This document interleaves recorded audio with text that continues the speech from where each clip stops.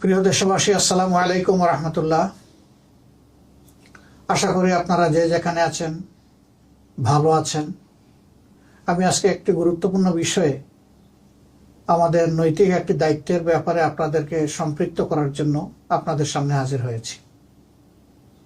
বাংলাদেশ জামাত ইসলামী তার জন্মলগ্ন থেকেই সমাজের কল্যাণে নিজেদের সমস্ত যোগ্যতা এবং অভিজ্ঞতাকে নিয়োজিত করার চেষ্টা করেছে এবং সেই চেষ্টা বর্তমানে অব্যাহত আছে। এ মাসের 21 তারিখ সকাল 10টা 38 মিনিটে ঢাকা সহ দেশের বিভিন্ন জায়গায় প্রবল ভূমিকম্প অনুভূত হয়।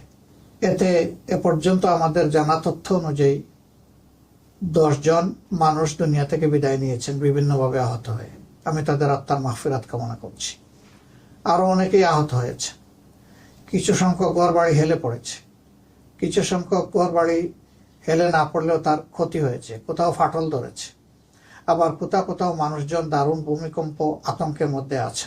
এই অবস্থায় আমরা আবার লক্ষ্য করলাম যে 31 ঘন্টার ব্যবধানে দ্বিতীয় আর্থকুয়েক আবার জনগণ এদেশে অনুভব করল, যেটাকে আফটার শক বলা হয়। আল্লাহ তাআলা ভালো জানেন, তবে আমরা আল্লাহ তাআলার কাছে এই কঠিন পরিস্থিতিতে তার একান্ত সাহায্য এবং রহমত আমরা প্রত্যাশা করছি। আল্লাহ যেন সম্ভাব্য বিপদ থেকে এই জাতিকে হেফাজত করেন এবং আমাদের গুনাহ খাতা মাফ করেন।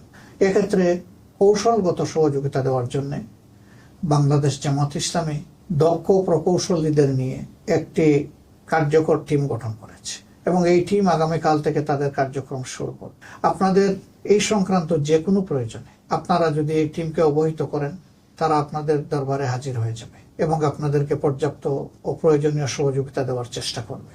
কিভাবে কার সাথে এসে যোগাযোগটা হবে, গণমাধ্যম এবং সামাজিক মাধ্যমে আমরা তা অতি সত্বর আপনাদের